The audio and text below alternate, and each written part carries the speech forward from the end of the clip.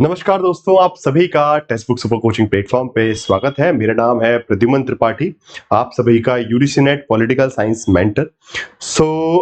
सवाल ये है कि यूजीसी नेट एग्जामिनेशन क्या है। Again specially this video is specially dedicated to all the students those who are aspiring for the UGC NET examination and those who are hoping for choosing UGC NET as a career opportunity. Okay, जो भी UGC NET को एक अपने भविष्य के रूप में, एक कैरियर अपॉर्चुनिटी के रूप में देखना चाहते हैं, तैयारी करना शुरू करवाना चाहते हैं। Okay, so this is a video for the beginners. Okay, specially जो शुरुआत कर रहे हैं UGC NEट एग्जामिनेशन की प्रिपरेशन की, उनको वो सारी बातें पता होनी चाहिए, भले वो क्वालिफिकेशन हो, एज लिमिट हो, एलिजिबिलिटी हो, प्रिपरेशन स्टडी, ये सारी बातें। ओके, सो ये वीडियो जो है कंसाइज वीडियो, जिसमें आपको सारी डिटेल्स जो कि किसी भी यूजीसी नेट एस्पिरेंट्स को पता होनी चाहिए। ओके, और जो लोग हो सकता है अपने आप को यूजीसी नेट एस्पिरेंट मानते हैं, वो भी इस वीडियो को पूरा देख लीजिएगा, बिकॉज हो सकता है कि आपके पास भी कुछ महत्वपूर्ण जानकारी ना हो, तो इस वीडियो में वो सारी जानकारी, okay, you will be getting all the details related to the UGC NET examination that a student must know if you are aspiring for it. Okay, तो अगर आप UGC NET एग्जामिनेशन तैयारी कर रहे हैं तो ये वीडियो आपके लिए बहुत जरूरी है। आपको वो सभी जानकारी जो कि किसी भी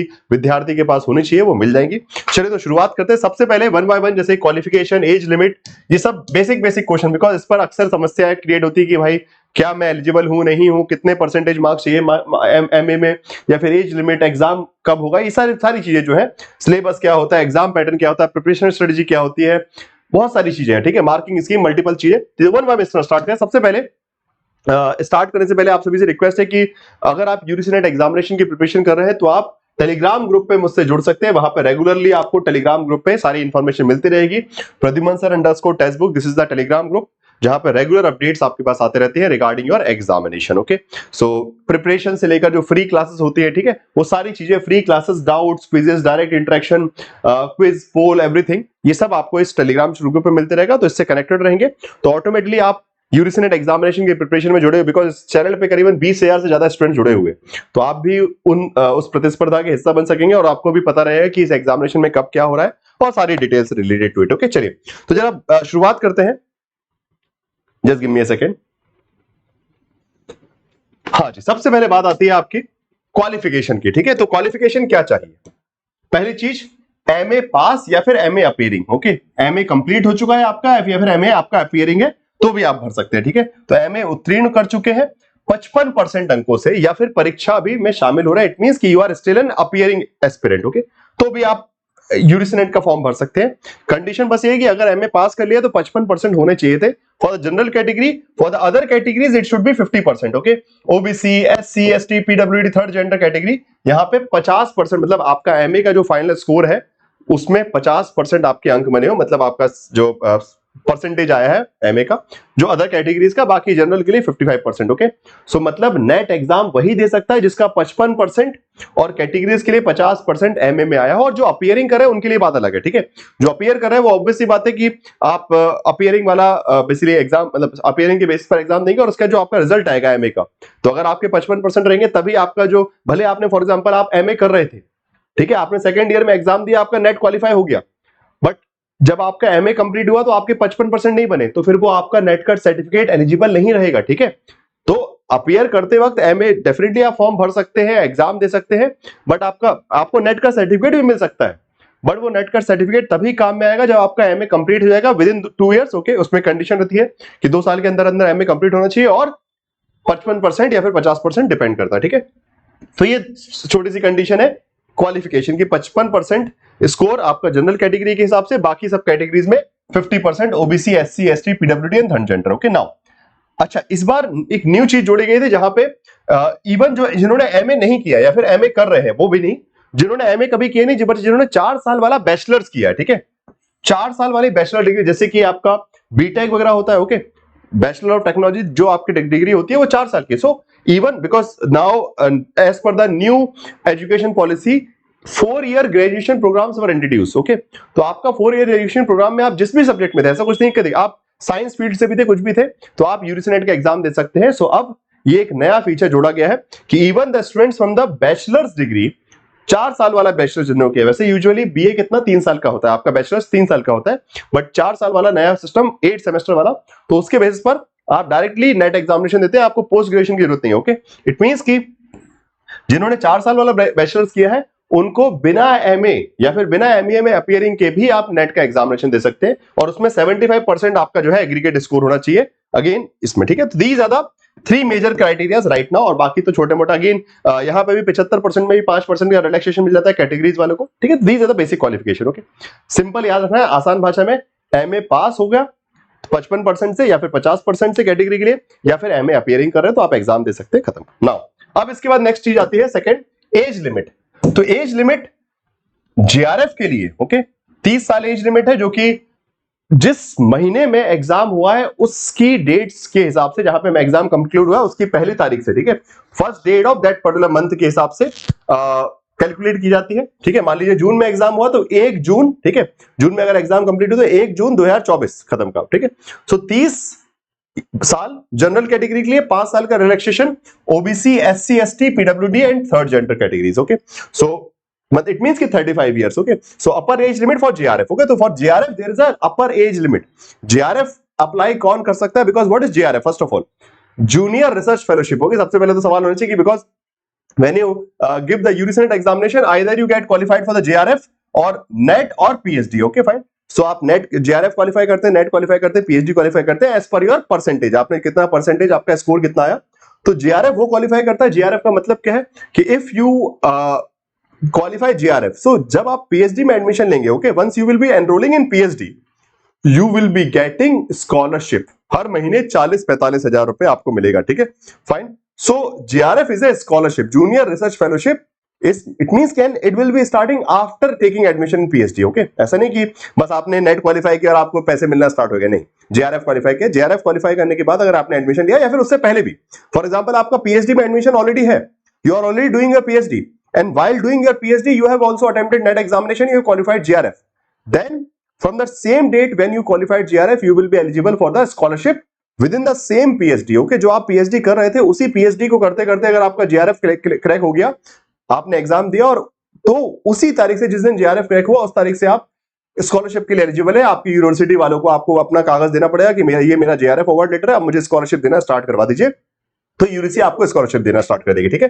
सो JRF में जो है स्कॉलरशिप मिलती है, 5 साल का रिलैक्सेशन है, सो 30 साल तक जनरल कैटेगरी और 35 ईयर तक का relaxation for the other categories, even women भी, ओके, महिलाएं, third gender, SC, ST, OBC सबको 5 साल का रिलैक्सेशन। नाउ नेट में there is no age limit as well as for the PhD, कितने भी साल तक, okay. So there is no age limit और ऐसे अटेम्प्ट लिमिट, ओके। अच्छा, एक चीज और बहुत बड़ी कंफ्यूजन होती है बहुत सारे लोगों को कि how many attempts are there, okay. There is no limit to attempt, आप 2500 बार दीजिए, कोई दिक्कत नहीं है, ठीक है।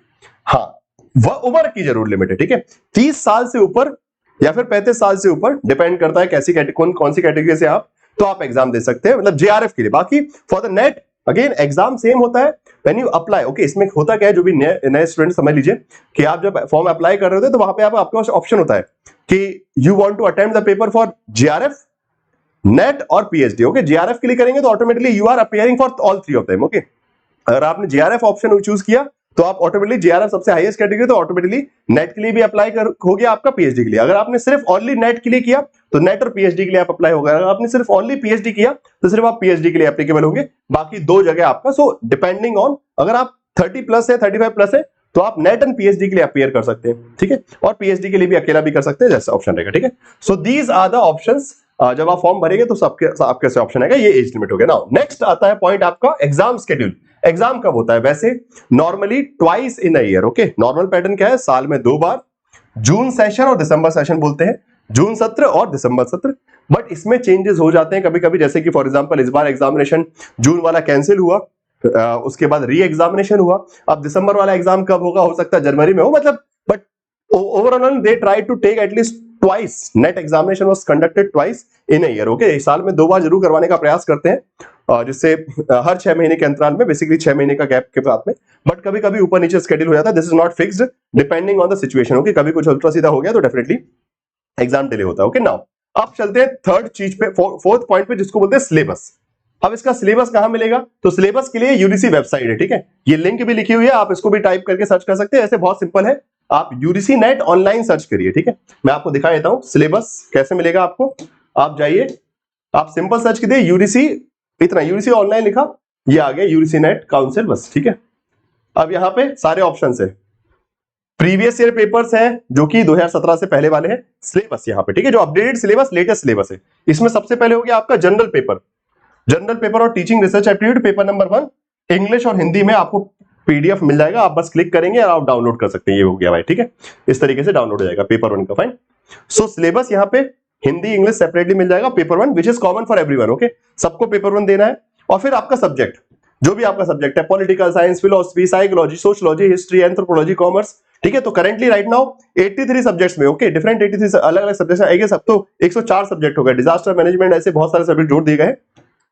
सो टोटल 104 सब्जेक्ट्स में नेट एग्जामिनेशन होता है। आपका जो भी सब्जेक्ट रहा है एमए में, okay, whatever subject was there in the MA, accordingly you can apply for the next examination and you can download the syllabus in Hindi as well as English, okay. तो इस वेबसाइट पे Hindi English में syllabus मिल जाएगा, आराम से download करके पढ़ना स्टार्ट कर सकते हैं, okay. Now coming back to the next part which is about exam pattern, okay, exam pattern समझ लेते हैं। एग्जाम पैटर्न क्या होता है? There are total 150 question, okay, 150 question and 300 marks with no negative marking. अभी तक, आज तक की डेट में नो नेगेटिव मार्किंग, आगे फ्यूचर में हो जाए भरोसा नहीं, ठीक है, अभी नो नेगेटिव मार्किंग है। It's a paper of 3 hours continuously, shift वैसे नहीं, डिवाइड करके नहीं होता, एक साथ paper 1 plus paper 2, okay, you will sit once and you will be giving the whole attempting 150 question, okay. तो एक बार बैठ के 3 घंटे के लिए आप बैठेंगे एक साथ विदाउट एनी ब्रेक, ओके, 3 घंटे का एग्जाम विदाउट एनी ब्रेक, जिसमें 150 क्वेश्चन आपके पास रहेंगे 300 मार्क्स के लिए, पर question 2 marks and there is no negative marking, okay, हर सवाल के लिए 2 मार्क्स, जिसमें 50 सवाल, okay, 50 question from the paper number 1 that is required comprehension, research aptitude, teaching aptitude, general basically let's say environment, higher education, इस प्रकार से 10 units हैं, ओके। तो यहाँ पे पेपर नंबर 1 में टोटल 10 यूनिट्स है, और ऐसे ही पेपर नंबर 2 में भी हर सब्जेक्ट की अपनी अपनी अकॉर्डिंगली सिलेबस होता है, which is up to the level of masters, okay.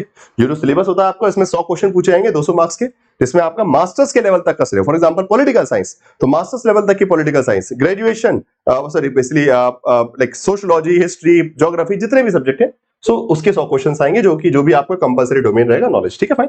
So this is the paper pattern, 150 question, 100 from your subject and 50 from paper number 1, okay. Paper number 1 जो जिसमें research aptitude, teaching aptitude, comprehension, maths, reasoning, DI, comprehension, higher education, environment, total 10 units, okay, total 10 unit इसमें रहती हैं। सारी चीजें मैंने आपको बता दी, बाकी सिलेबस खोल के आप देख सकते हैं, और ऐसे इस पेपर 2 का भी सिलेबस डिपेंड करता है आपका क्या सब्जेक्ट है, अकॉर्डिंग रहेगा। Now next thing is selection criteria क्या है? This is also important, okay, because when you are appearing for the examination you must know कि on what condition you are going to be get selected, आप selected कैसे होंगे, selection कैसे होगा आप। तो सिलेक्शन क्राइटेरिया में सबसे पहले आता है भाई कि अगर आप कैटेगरी 1 आपने अप्लाई किया, इट मींस कि you have applied for the JRF, it means कि you are automatically getting applied for the assistant professor and PhD. So if you qualify JRF, you will be qualified for the assistant professor as well as PhD. Okay. अगर मान लीजिए आपने JRF के apply किया और आपका JRF हो गया, you have crossed the JRF cut off, okay, JRF cut off में आपका नंबर आ गया, मतलब आप असिस्टेंट प्रोफेसर बनने के लिए भी एलिजिबल हो गए, okay. NET means national eligibility test, it means कि you are getting eligible for becoming assistant professor, okay, that is the main objective of NET, okay। so आप असिस्टेंट देश में कहीं पे भी, पूरे देश में कहीं पे भी असिस्टेंट प्रोफेसर बनने के लिए एलिजिबल है, और साथ साथ अगर आप पीएचडी में एडमिशन लेते हैं तो आपको जेआरएफ स्कॉलरशिप मिलेगी, ओके। और तीसरी कैटेगरी है पीएचडी एडमिशन में, मतलब यही जो स्कोर है आपको, ओके, जो भी आपको स्कोर मिला है उसी के आधार पे आप पीएचडी में एडमिशन भी ले सकते हैं किसी यूनिवर्सिटी में। इट मींस कि you doesn't need to give a separate entrance test for the PhD, okay. PhD के लिए सेपरेट एंट्रेंस टेस्ट नहीं देना पड़ेगा, जिस भी यूनिवर्सिटी में ये स्कोर एप्लीकेबल होगा, तो यहाँ पे बस इसी स्कोर के आधार पे आप पीएचडी एडमिशन के लिए एलिजिबल है, एडमिशन के बाद जेआरएफ की स्कॉलरशिप के लिए एलिजिबल है, और जब भी प्रोफेसर बनना चाहेंगे तो प्रोफेसर बनने के लिए एलिजिबल है, ठीक है, असिस्टेंट प्रोफेसर। नाउ अगर आप असिस्टेंट प्रोफेसर क्वालिफाई करते हैं तो जेआरएफ की स्कॉलरशिप नहीं मिलेगी आपको, पीएचडी में एडमिशन आप ले सकते हैं स्कोर के बेसिस पर, और असिस्टेंट प्रोफेसर बनने के लिए जिंदगी भर के लिए एलिजिबल है, okay. Now this JRF is for 3 years, okay. इसकी वैलिडिटी 3 साल रहती है, इसकी वैलिडिटी 1 साल रहेगी, 1 ईयर ओनली। पीएचडी एडमिशन जो भी आपका स्कोर है it will be eligible for 1 year, 1 साल के अंदर अंदर आपको एडमिशन लेना है, वो स्कोर 1 साल तक, बिकॉज हर फिर एग्जाम होते रहते हैं नेट के एग्जाम, तो आप फिर से एग्जाम दीजिए, तो the score of your basically for the PhD admission will be for the same year, 1 साल के अंदर अंदर जो भी आपका जहां पे भी एडमिशन लीजिए। JRF you can take admission within that year, but you can what we can say JRF eligibility or say claiming JRF scholarship will be for the 3 years, okay।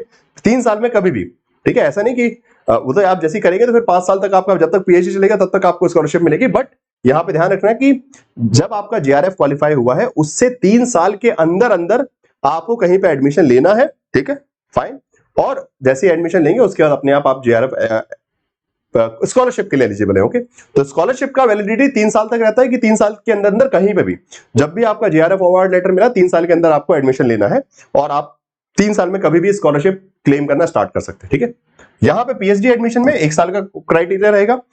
इसी प्रकार से पीएचडी ओनली में जहां पे आपने JRF भी qualify नहीं किया और नेट भी नहीं किया, सिर्फ पीएचडी के लिए कट ऑफ आपका क्वालिफाई हुआ, जैसे इस बार बहुत सारे करीबन 1 लाख स्टूडेंट्स का हुआ है। So these are the 3 criterias. एक बार फिर से रिपीट करता हूं, जेआरएफ में आप किसके लिए एलिजिबल हो जाते हैं? स्कॉलरशिप के लिए, जूनियर रिसर्च फेलोशिप, जिसमें आप पीएचडी करते वक्त आपको सरकार की तरफ से फंडिंग, यूजीसी जो है फंडिंग देती है, हर महीने जो है 40 से 45 हजार रुपए आता है आपके पास।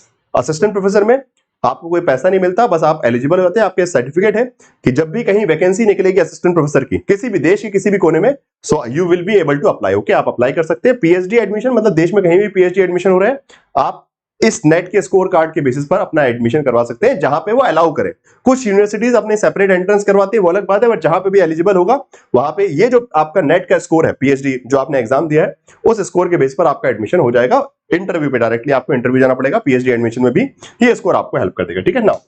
अब इसके बाद आती है प्रिपरेशन स्ट्रेटेजी, बिकॉज आपने सब कुछ तो सर बता ही दिया एग्जाम के बारे में कि कैसे एग्जाम होता है, क्या क्या चीजें हैं। एक बार अच्छे से वीडियो को समझिएगा।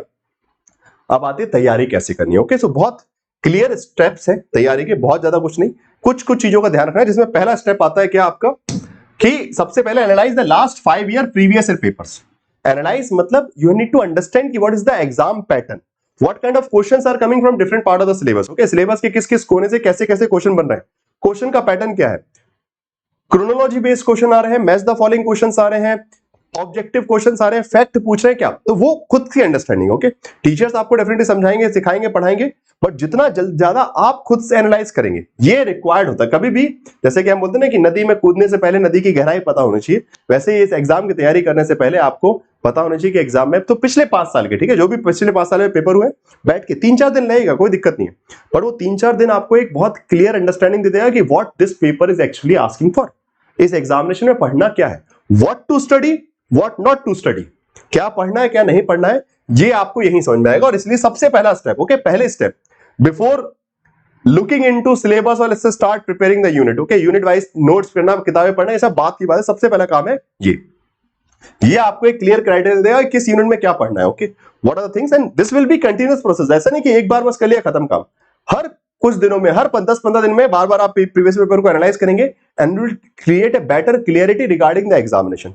हर 15-20 दिन में एक बार प्रीवियस पेपर को उठा के बैठ जाइए, समझिए कि क्या पूछना चाह रहे हैं। So slowly you will be getting a better understanding कि अच्छा what you have to prepare and what you doesn't need to prepare, okay. क्या पढ़ना है, कैसे पढ़ना है, वो धीरे धीरे रेगुलर, ये this is one of the integral part of preparation, okay. तो अगर मैं बोलूं आसान भाषा में कि अगर यूजीसी नेट का एग्जामिनेशन एक क्रॉसवर्ड पजल है तो प्रीवियस ईयर पेपर उसके क्लूज है, ठीक है। आप लोग क्रॉसवर्ड पजल सॉल्व करते थे ना आप लोग बचपन में, ऐसे क्रॉसवर्ड्स होते थे, ठीक है। फिर वहां पे कुछ कुछ ऑप्शंस क्लूज लिखे रहते थे, फिर आपको लेटर बनाना पड़ता था, ठीक है, फाइन। सो उस क्रॉसवर्ड पजल में जैसे कुछ क्लूज होते हैं, वैसे ही इस पूरे यूजीसी नेट एग्जाम का क्लू जो है आपका प्रीवियस ईयर पेपर, उसी से आपको समझ में आ रहा है कि सिलेबस तो बहुत वास्ट, ठीक है। पेपर 1 सिलेबस, पेपर 2 सिलेबस, दोनों ही जगह 10-10 यूनिट है, बहुत बड़ा सिलेबस है, मास्टर्स लेवल का सिलेबस है, बट क्या पढ़ना है, कैसे पढ़ना है, किस पे फोकस करना है, किस पे फोकस नहीं करना है, वो सब आपको प्रीवियस पेपर समझना है। उसके बाद सेकंड नंबर आता है भाई, जब आपने समझ लिया कि क्या हो रहा है, तो सिलेबस के मतलब क्वेश्चन कैसे आ रहे हैं, उसके बेसिस पर आप सिलेबस कवर करना स्टार्ट कीजिए यूनिट वाइज तरीके से, okay. Unit wise syllabus coverage as per your understanding of PYQs, okay. जो भी आपने प्रीवियस ईयर क्वेश्चंस देखे हैं उसके हिसाब से हर यूनिट को यूनिट बाय यूनिट सिलेबस, सिर्फ क्वेश्चन नहीं लगाने हैं, you have to cover the syllabus, okay. जो कि आपने अभी अपना, मैंने पहले बताया सिलेबस कहां मिलेगा। उसके बाद आप प्रिपेयर शॉर्ट नोट्स, जब भी आप ये सिलेबस कवर कर रहे हैं, so keep, because you have already seen in the previous year paper कि what kind of questions are coming, आपने पहले देख लिया कि कैसे सवाल पूछे जा रहे हैं, तो उसके हिसाब से आपको शॉर्ट नोट्स तैयार करने हैं कि लास्ट मिनट रिवीजन के लिए, फाइन। लास्ट में मतलब एग्जाम से 1 महीने पहले फटाफट उन चीजों को, because there are going to be too much amount of fact, बहुत सारे books and authors, dates, year, बहुत सारी चीजें रहेंगी, ठीक है। बहुत सारी ऐसी फैक्चुअल इंफॉर्मेशन रहेंगी, किताबों के नाम, ऑथर्स के नाम, बहुत सारी चीजें, तो वो फैक्ट धीरे धीरे आपके करेक्ट होते रहने चाहिए शॉर्ट नोट्स में कि ये इंपॉर्टेंट पॉइंट है। और वो कैसे पता चलेगा इंपॉर्टेंट है, तो शॉर्ट नोट्स में सिर्फ वो चीजें जो एग्जाम में आ सकती हैं, जो कि आपने पहले से देख रखे हैं कि अच्छा इस बार इस बुक के ऑथर का नाम पूछा है, या फिर इस बार इसका ईयर पूछा है, या फिर इस बार ये इनको कालक्रम में लगाने के लिए पूछा है, अगली बार क्या पूछ सकते हैं। Okay, so as per the previous year paper, understanding the kind of fact and everything that you are seeing in the previous year paper, accordingly you have to add only those things in the short notes. okay, short notes का ये मतलब नहीं कि आप पुलिंदा बना के इकट्ठा ऐसा कोई रामायण लिख दे, नहीं, सिलेबस बहुत बड़ा है, बट आपको उसमें से बस वो चीजें पिक करनी है जो एग्जाम में फैक्ट के रूप में आती है। कॉन्सेप्ट तो आपके दिमाग में रहेगा, फैक्ट जो है वो शॉर्ट नोट्स में फटाफट पॉइंटर में लिखते जाइए। तो जब सिलेबस कवरेज करें, कोई भी टॉपिक करें, तो उसके शॉर्ट नोट्स जरूर 1 या 1.5 पेज में बनाएं। ठीक है, for example you are covering a topic, higher education आप पढ़ रहे हैं, हायर एजुकेशन में किसी एक टॉपिक का, तो पूरे हायर एजुकेशन के आपके शॉर्ट नोट्स कम से कम 10 से 12 पेज के खत्म का। Fine, so that is how you have to prepare the short notes. 10 to 15 page पूरा हायर एजुकेशन हो गया। ओके, पूरी यूनिट एनवायरमेंट, पूरी यूनिट 10 से 12 पेज में खत्म का short notes. So that short notes is going to help you in significant manner for the examination part. Okay, now इसके बाद तीसरी चीज आती है, यूनिट वाइज प्रैक्टिस भी करनी है। जैसे जैसे आप यूनिट कवर करते जाएंगे, because this examination is an objective examination, so it's not just about reading, it is about application. Okay, ये एक ऑब्जेक्टिव एग्जामिनेशन है, तो इसमें सिर्फ आप सोचें कि मैं बहुत सारी किताबें पढ़ लूं, बहुत सारे नोट्स पढ़ लूं तो हो जाए, नहीं, उसके साथ प्रैक्टिस, ऐप को अप्लाई, कि जो भी आपने नॉलेज आपके पास आया उसका एप्लीकेशन आप कर पा रहे हैं कि नहीं कर पाए। वो जो नॉलेज आपको पता है उस टॉपिक के बारे में, उसके बेस पर आप क्वेश्चन सॉल्व करवाने के नहीं कर पा रहे, so that's why unit wise question practice is required, and accordingly mock test practice is also required at least weekly. Okay, हर हफ्ते में जैसे सिलेबस कवर होगा। ओके, स्टार्टिंग में तो नहीं, बट हाँ आपने 2-3 यूनिट कवर कर ली, 4-1 यूनिट कवर कर ली, 4-5, तो at least then start attempting the mock test, so that you will learn what we can say whatever you are studying is useful or not. Okay, आपको समझ में आया कि अच्छा मैंने जो पढ़ा है उससे सवाल आ रहे हैं कि नहीं आ रहे हैं। ठीक है, so you will get understanding what you are studying and what is basically been asked in the examination. Paper में कैसा आता है तो वो भी समझ में आते रहेगा थोड़ा थोड़ा, and you will be able to understand कि where you are lacking. Okay, कौन सी यूनिट्स आपकी वीक है, पढ़ने के बाद भी कौन सी यूनिट्स वीक है, so you can start working on those things. Okay, so जैसे सिलेबस कवर होता जाए, around 40% 50% सिलेबस कवर कर लिया, then you can start attempting the mock test on a weekly basis. हर हफ्ते मॉक टेस्ट लगाइए, फिर देखिए कौन सी यूनिट वीक रह गई है, उनको कवर कीजिए, एंड आगे का सिलेबस बढ़ते जाइए, and slowly you will be able to see the increment in your score. Okay, आपको बढ़ता हुआ स्कोर दिखेगा कि हाँ मेरा स्कोर पहले इतना आया था, मेरा स्कोर यहां पहुंचने लगा है। ठीक है, और सबसे इंपॉर्टेंट बात, maintain consistency in the preparation. Okay, ये सबसे बड़ी कमी होती है कि आप किसी भी एग्जामिनेशन को जब प्रिपरेशन स्टार्ट करते हैं, शुरुआत में तो बहुत एंथुसियाज्म कि अरे भाई मैं ये कर दूंगा, मैं वो कर दूंगा, पूरा जोश रहता है, बट धीरे धीरे धीरे वो जोश हल्का पड़ने लगता है। फिर क्लास पढ़ते टाइम या फिर सिलेबस कवर करते टाइम बीच में गैप, कि चलो आज नहीं मन किया पढ़ने का, कल नहीं मन किया, ऐसे करके बीच में कभी कभी ब्रेक चलते हैं कि यार हफ्ते में पढ़ते पढ़ते थक गए तो एक दिन ब्रेक ले लिया, बट अगर वो ब्रेक लंबा चल रहा है तो फिर वो आपकी प्रिपरेशन खराब करेगा। ठीक है, सो हाँ 7 दिन में से 6 दिन पढ़िए, एक दिन ब्रेक लीजिए, फिर अगले हफ्ते फिर पढ़िए, तो कंसिस्टेंटली पढ़ना पड़ेगा। ये नहीं कि बस सोचा कि एग्जाम का टाइम आया तो फिर ताबड़तोड़ तरीके से पढ़ लिया। Okay, this is not that kind of examination. अगर आपको लग रहा है आप प्रिपरेशन करने आए कि ठीक है बस 2-1 महीने पढ़ के हो जाएगा, नहीं, जिस लेवल का एग्जामिनेशन ये हो चुका है, जितनी टफनेस बढ़ती जा रही है, it significantly required 3, 4, 5, 6 month of preparation as per your basic conceptual understanding. Okay, अगर बेस अच्छा है तो 2, 2.5, 3 महीने में भी प्रिपरेशन कर सकते हैं, और अगर बेस वीक है तो आपको 6 महीने से ज्यादा भी लग सकता है। ठीक है, सो अकॉर्डिंगली टाइम लेकर आइए, आपको खुद को पहचानिए कि मेरा एमए और ग्रेजुएशन कैसा था। अगर अच्छा था तो आप 2-2.5 महीने 3 महीने में भी हाथ पैर मार के एग्जाम क्रैक कर सकते हैं, बट अगर आपका एमए और ग्रेजुएशन में वीक परफॉर्मेंस था या फिर आपको अच्छे से पढ़ाया नहीं गया, तो फिर समझ लीजिए आपको वक्त लगेगा और उस वक्त को देना पड़ेगा। ठीक है, तो ये सब बेसिक चीजें हैं, ध्यान रखिएगा एग्जाम के प्रिपरेशन के रिगार्डिंग। बाकी along with that text book super coaching app जो है वो भी आपको बहुत सारी चीजें हेल्प करेगा।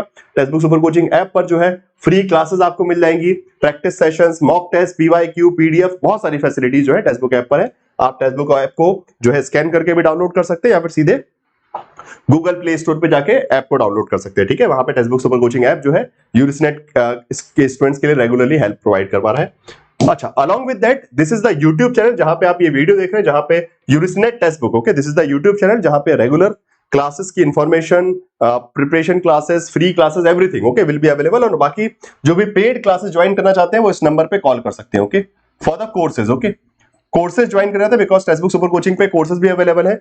सब्सक्रिप्शन मिलता है जहां पे foundation course, paper 1 paper 2, JRF booster crash course, paper 1 paper 2, revision के लिए, फाउंडेशन के लिए, study notes, mock test, PYQ, because ये सब चीजें कहां मिलेंगी? प्रीवियस ईयर क्वेश्चन करने हैं आपको चाहिए, मॉक टेस्ट लगाने हैं आपको प्रैक्टिस के लिए चाहिए, सिलेबस कवर करना है आपको क्लासेस चाहिए, ठीक है, स्टडी नोट्स चाहिए, सारी चीजें आपको जो है, ठीक है। तो टेक्स्ट बुक के जो कोर्सेज सब्सक्रिप्शन है उसमें सारी चीजें एक साथ, study notes, mock test, classes, live classes, foundation course, JRF booster, revision classes, study notes, everything जो भी चाहिए एग्जाम के प्रिपरेशन के लिए सब कुछ मिल जाएगा एक साथ एक जगह जो है text book super coaching app पर आपको मिल जाएगा।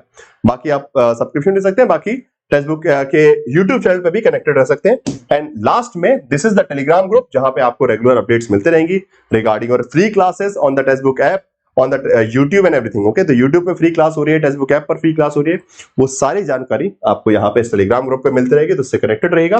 बाकी क्लासेस के टाइमिंग है, स्पेशली पॉलिटिकल साइंस के स्टूडेंट्स की क्लासेस के ये टाइमिंग है बिकॉज मैं पॉलिटिकल साइंस पढ़ाता हूँ। और बाकी for regular structured preparation with the text book super coaching platform for your UGC examination, this is the contact number. Okay, अगर आप रेगुलर प्रिपरेशन करना चाहते हैं स्ट्रक्चर्ड वे में तो इस नंबर पे, या फिर सीधे टेक्स्ट बुक के ऐप पर जाके अपना एडमिशन लीजिएगा ये कूपन कोड यूज करके प्रद्युमन टी, जहां से आपको डिस्काउंट मिल जाएगा और अपनी प्रिपरेशन जो है आराम से आप स्टार्ट कर सकते हैं structured proper with the guidance of the faculties. Okay, जो एक्सपीरियंस फैकल्टीज है वो आपको रेगुलरली पढ़ाएंगे, पेपर 1 की प्रिपरेशन करवाएंगे, पेपर 2 की प्रिपरेशन करवाएंगे और आपका नेट जेआरएफ निकलवा देंगे। ठीक है, thank you so much for watching this video. ये वीडियो सेव करके रखिएगा, कभी भी कोई कंफ्यूजन आए रिगार्डिंग यूजीसी नेट एग्जामिनेशन तो इस वीडियो को आप देखिए अच्छे से और अपनी प्रिपरेशन को उसके हिसाब से स्ट्रेटजी मैंने बताई है सब कुछ, तो उसको फॉलो करते रहिएगा। तो best of luck for the preparation of UGC net examination. Okay, हिम्मत से लगातार संघर्ष के साथ निरंतरता के साथ पढ़ना पड़ेगा, तब जाके ये एग्जाम निकलेगा। ठीक है, थैंक यू सो मच।